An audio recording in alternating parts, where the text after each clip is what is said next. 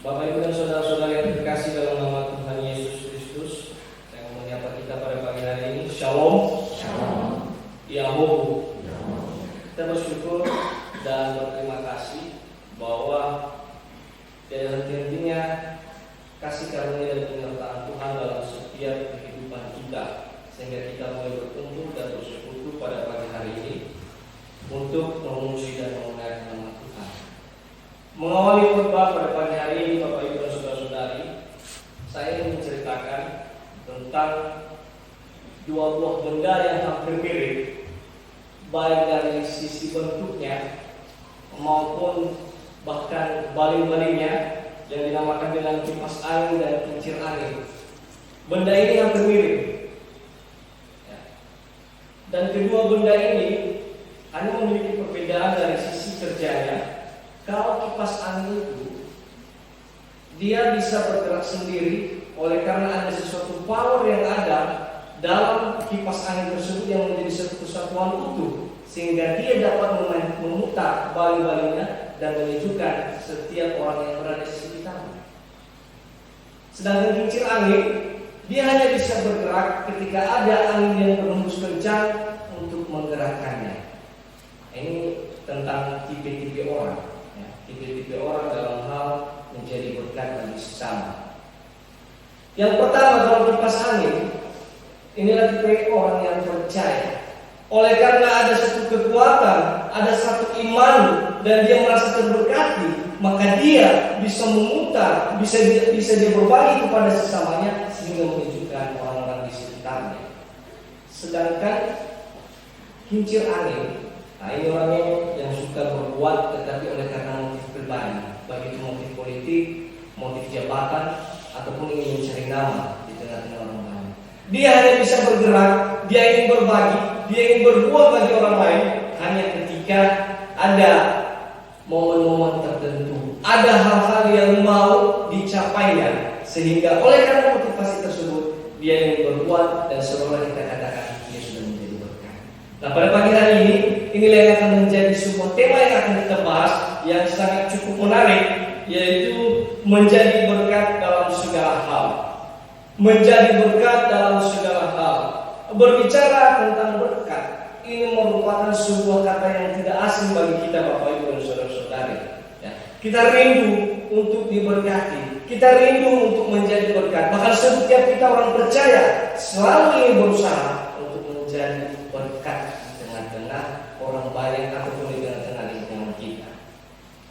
Berkat ini sebenarnya dalam Alkitab, baik Perjanjian Lama maupun Perjanjian Baru, atau dalam bahasa aslinya yaitu berakah.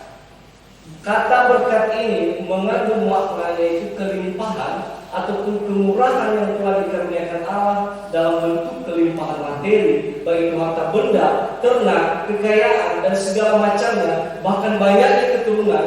Dan di dalam Perjanjian Baru ada berkat-berkat rohani, yaitu berkat tentang keselamatan yang dikaruniakan Allah melalui kematian Yesus Kristus di atas kayu salib. Jadi sesungguhnya berbicara tentang berkat ini adalah sebuah pemberian anugerah Allah bagi setiap orang yang percaya kepadanya. Nah, oleh karena itu merupakan sebuah pemberian ataupun anugerah, maka mau tidak mau orang yang menerima berkat tersebut merasa dirinya terberkati, harus menjadi berkat bagi orang lain. Nah, di dalam konteks perikop kita pada pagi hari ini, Bapak Ibu, ini berbicara tentang panggilan kepada Abraham. Panggilan khusus bagi dia untuk menerima janji-janji berkat Tuhan yang bukan hanya berlaku di masa dia, bahkan di masa setelah keturunannya.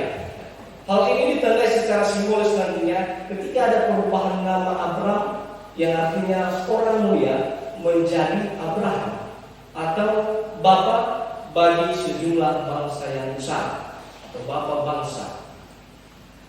Itu ditandai secara simbolis bahwa pergantian nama tersebut menjadi sebuah kekhususan bagi Abraham, menjadi bapak bagi sejumlah bangsa yang besar. Dan ini merupakan sebuah fakta yang tidak bisa kita bantah. 3 agama besar duniawi sekarang ini, baik itu Kristen, Yahudi maupun Islam, sama-sama mengakui bahwasanya Abraham ini adalah sosok yang memang dikagumi, sosok yang memang patut diteladani, dan sosok yang menjadi pelaksana visi misi Allah dalam menyelamatkan seluruh umat manusia melalui keturunan yang nantinya. Nah, untuk itu Bapak Ibu dan saudara-saudari, panggilan khusus ini terhadap Abraham tentu menjadi sebuah pertanyaan bagi kita. Kenapa harus mesti Abraham? Tuh ada orang-orang yang lebih baik dibanding Abraham pada masa itu, mulai dari Nuh dan orang-orang lain pada masa itu. Kenapa harus mesti Abraham? Bicara dari sisi perbuatan maupun perilaku, Abraham bukannya baik-baik sekali kok. Ada banyak tindakan Abraham yang sebetulnya melanggar kehendak Tuhan. Ketika dia berbohong baik kepada Raja Firaun, Raja Mesir, dan Raja Abimelekh pada saat itu, dia berbohong, dia mengatakan bahwa Sarah itu bukan istrinya, tetapi saudaranya. Supaya apa? Dia terselamatkan dan dia terhindar dari pembunuhan oleh karena istrinya Sarah ini memiliki paras yang cantik. Jadi untuk menyelamatkan dirinya dia rela berbohong, dia mengatakan Sarah ini bukan istrinya. Di samping itu Bapak Ibu dan saudara-saudari, kalau kita memperhatikan sebenarnya Abraham ini berasal dari keluarga penyembah Allah lain. Ya.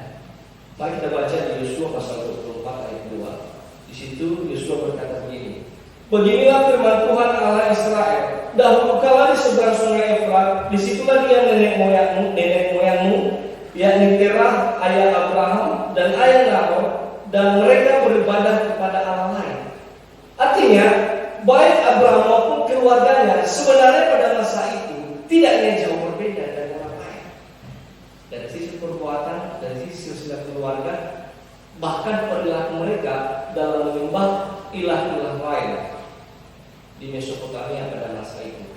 Ini sekaligus membuktikan bahwa berkat yang diterima Abraham bukan semata-mata oleh karena pihak Abraham itu sendiri, tetapi melainkan karena pihak Allah yang merupakan hak prerogatif Allah untuk memberikan anugerah kepada Abraham pada masa itu. Dia dipanggil menjadi sebuah bangsa yang besar. Jikalau misalnya Abraham menolak, tentu saja bisa. Dan mungkin saja bukan dia yang terberkati pada masa itu. Pasti Allah akan memilih orang lain. Tetapi oleh karena Allah memilih Abraham dan dia meyakini itu, maka dia menjadi saluran berkat bagi seluruh kaum di muka bumi. Nah, untuk itu Bapak Ibu dan saudara-saudari, oleh karena berkat ini kita sudah mendapat sebuah pemahaman bahwasanya ini semata-mata oleh karena anugerah Allah, berkat dalam kehidupan kita, dari sisi pekerjaan profesi kita, dari sisi harta benda dan kekayaan, dari sisi capaian-capaian kita sepanjang hidup kita, itu semata-mata oleh karena anugerah Allah. Lalu kita mesti bertanya, bagaimana kita harus menjadi berkat dalam segala hal? Yang pertama, dalam konteks Abraham dikatakan menjadi berkat yang dinyatakan dalam iman dan ketaatan kepada Tuhan. Ada beberapa berkat yang akan diterima Abraham yang telah dijelaskan dalam nats ini. Itu mulai dari ayat 2 sampai ayat 3, berkat untuk menjadi bangsa yang besar. Yang kedua, berkat untuk menjadi termasuk di antara segala bangsa. Berkat atau menjadi saluran berkat bagi seluruh kaum. Dan yang terakhir, berkat keamanan ataupun keselamatan. Di situ terdapat nanti di ayat 3b. Di situ dikatakan, aku akan mengutuk orang-orang yang menuntut engkau. Bahwa melalui Abraham setiap orang yang memberkati dia akan terberkati, dan setiap orang yang mengutuk dia akan dikutuk oleh Tuhan. Sepenuhnya hanya oleh karena kasih karunia dan anugerah dari Tuhan. Dari sisi logika manusia sebenarnya, saya mau katakan bahwa suatu kemustahilan bagi Abraham untuk menerima dan mengimani firman Tuhan tersebut.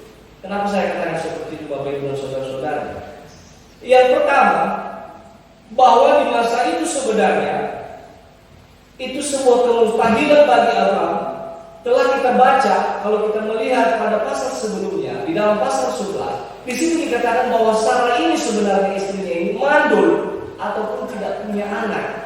Lalu bagaimana dia bisa menerima berkat-berkat ini yang telah diberikan oleh Tuhan melalui firman kepada Abraham? Selain itu, dia juga harus meninggalkan zona nyamannya. Kalau kita perhatikan dalam ayat 5, dikatakan di situ Abraham membawa Sarai istrinya dan Lot, anak saudaranya, dan segala harta benda yang didapat mereka dan Haran. Mereka berangkat ke tanah Kanaan, lalu sampai di situ. Dari aspek kehidupannya sebenarnya, khusus untuk masa itu, dia sebenarnya sudah merasa tercukupi. Ya. Karena kita berpikir dari sisi sudut pandang kita, logika kita sebagai manusia, ngapain mengejar ketidakpastian? Toh ada yang sudah pasti. Ngapain kita mesti jauh-jauh yang masih dalam angan-angan sebenarnya, yang masih menjadi pengharapan sebenarnya? Di samping hal tersebut juga ada satu hal yang sebenarnya bisa membuat rumit pemikiran Abraham. Bagaimana dia bisa meyakinkan istrinya untuk bisa berangkat menuju tanah yang belum dia tahu kemana arahnya. Tapi satu hal yang patut diperhitungkan sebagai sebuah kebenaran oleh Tuhan kepada Abraham itu, dia tidak bertanya. Ya. Ketika Tuhan berfirman menyuruh dia untuk pergi, dia tidak mengatakan ataupun dia tidak bertanya kemana ke jalan yang harus ditempuh. Lalu apa yang dikatakan Abraham? Dia tidak berkata apa-apa, dia menaati oleh karena imannya kepada Tuhan, oleh karena Tuhan yang berfirman kepada dia, maka dia langsung beranjak untuk berangkat. Dikatakan di ayat 4, lalu pergilah Abraham seperti yang difirmankan Tuhan kepadanya.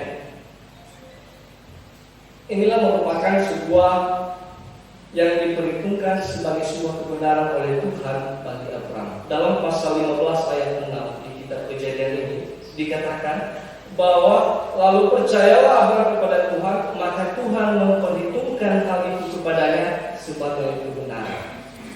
Bapak Ibu dan saudara-saudara yang terkasih, buah dari umat adalah ketaatan yang menunjukkan tingkat iman seseorang itu di hadapan Tuhan adalah bagaimana dia menaati, mengikuti, menuruti seluruh perintah Tuhan yang telah difirmankan kepadanya. Tentu bagi kita setiap orang percaya di sini, mudah saja kita mengatakan, ya saya beriman, tetapi belum tentu kita mengikutinya dalam kehidupan kita sehari-hari. Tetapi dalam Ibrani pasal 11 ayat 8 di situ dikatakan karena iman Abraham taat ketika ia dipanggil untuk berangkat ke negeri yang akan diterimanya menjadi milik pusakanya, lalu ia berangkat dengan tidak mengetahui tempat yang ia tujui. Oleh karena iman maka Abraham taat. Bagi kita selaku umat percaya dalam konteks kehidupan kita pada saat ini, Rasul Paulus pernah berkata dalam Filipi pasal 2 ayat 12a, hai saudara-saudaraku yang terkasih, kamu senantiasa taat, karena itu tetaplah kerjakan keselamatanmu dengan takut dan gentar. Artinya dalam konteks kita selaku umat percaya yang juga merupakan keturunan Abraham dari sisi iman, kita sebenarnya sudah menerima berkat dari Tuhan melalui berkat rohani, yaitu berkat keselamatan oleh karena kematian Yesus Kristus di atas kayu salib. Nah, persoalannya mengaplikasikan, bagaimana mengaktualisasikan hidup kita yang menjadi berkat dengan sesama kita, baik dalam profesi kita, dalam pekerjaan kita, dalam kegiatan kita sehari-hari. Kita harus bisa menjadi berkat. Contoh dalam kasus pandemi COVID-19 pada saat ini, apakah kita bisa menjadi berkat bagi sesama dengan mengikuti protokol kesehatan? Kita bisa menjadi berkat bagi sesama kita agar kita juga terhindar dari penyakit dan mereka juga terhindar dari penyakit COVID-19. Hal-hal seperti itu, hal-hal yang sederhana seperti itu sebenarnya bagian daripada buah dari iman kita untuk menaati apa yang telah digariskan kepada kita sebagai umat percaya. Yang kedua, bagaimana menjadi berkat dalam segala hal. Yang kedua, menjadi berkat yang ditandai dengan ibadah yang sejati di hadapan Tuhan. Di bagian kedua diceritakan bahwa ketika Abraham sampai di suatu tempat di dekat Sikem yang telah dihuni oleh orang Kanaan pada masa itu, dia mendirikan mezbah bagi Tuhan setelah Tuhan menampakkan diri kepadanya dan mengatakan dan menjanjikan kepadanya bahwa negeri itu akan diberikan nantinya kepada keturunannya. Hal yang patut kita contoh di sini adalah ada dua kali Abraham mendirikan mezbah. Yang pertama ketika Tuhan menampakkan diri kepadanya, dan yang kedua ketika dia pindah dari dekat Sikem, dia menuju ke pegunungan di sebelah timur Betel dan dia memasang kemahnya baik di Betel dan di Ai di sebelah timur, dia juga mendirikan mezbah bagi Tuhan dan memanggil nama Tuhan. Itu merupakan sebuah perwujudan bahwa Abraham meyakini Tuhan akan menggenapi janjinya kepada dia. Sekaligus juga wujud syukur Abraham kepada Tuhan melalui ibadahnya. Nah, sebenarnya bisa saja Abraham di sini kalau kita katakan dia cukup berani berbeda pada masanya, karena orang Kanaan pada masa itu tidak menyembah Allah. Ya. Orang Kanaan itu menyembah berhala. Bagaimana Abraham bisa tampil beda, berani beribadah di tengah-tengah bangsa yang tidak mengenal Allah? Dalam kehidupan kita selaku umat percaya pada saat ini, apa yang perlu kita petik dalam hal ini? Ibadah kita, termasuk dalam persekutuan orang percaya, seringkali kita batasi dalam hal ritual-ritual keagamaan sebatas. Ya. Hal-hal yang seperti itu, okelah katakan kita ibadah pagi, kita ibadah di rumah pada pagi hari dan malam hari, kita ibadah di setiap sektor-sektor kita, itu baik adanya memang. Itu membuktikan ibadah kita di depan Tuhan. Tetapi ibadah yang sejati, sebagaimana dikatakan oleh Rasul Paulus pada Roma 12 ayat 1, dikatakan di situ, karena itu saudara-saudara, demi kemurahan Allah, aku menasihatkan kamu supaya kamu mempersembahkan tubuhmu sebagai persembahan yang hidup, yang kudus dan yang berkenan kepada Allah. Itu adalah ibadah yang sejati. Seringkali kita mengabaikan hal ini, Bapak Ibu dan saudara-saudara. Dalam persekutuan kita mewujudkan ibadah kita berkata, mari kita memuji dan memuliakan nama Tuhan. Setelah selesai ibadah, kita kembali ke perilaku kita. Saya teringat ya bagaimana disiplin kita orang Indonesia dalam menghadapi pandemi COVID-19. Di tengah kerumunan, pada saat di sosial media, pada saat ada pejabat, pada saat ada aparat pemenang, kita mengatakan mari jaga jarak. Tapi setelah selesai dari situ nantinya keluar dari tempat itu, maka kita tidak lagi menghiraukan jaga jarak ataupun mengikuti protokol kesehatan yang lainnya.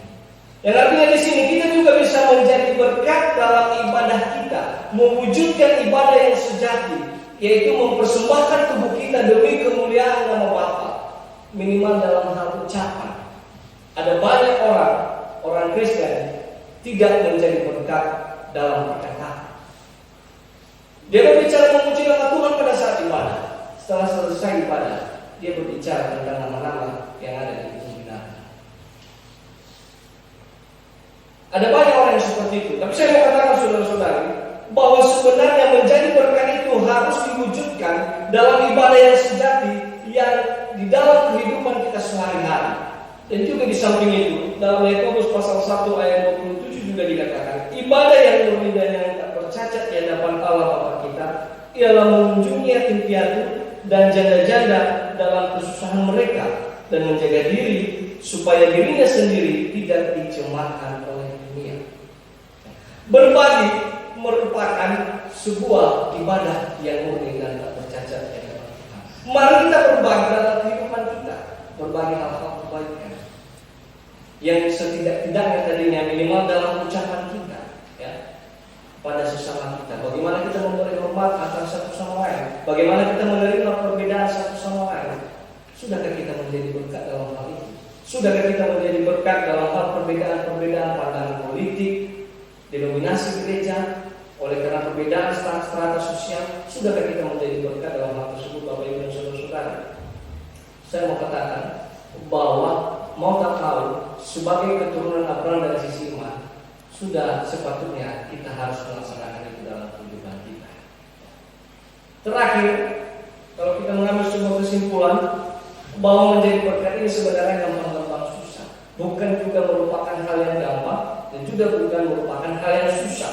Yang membuktikannya tergantung bagaimana iman kita dan bagaimana ibadah kita di hadapan Tuhan.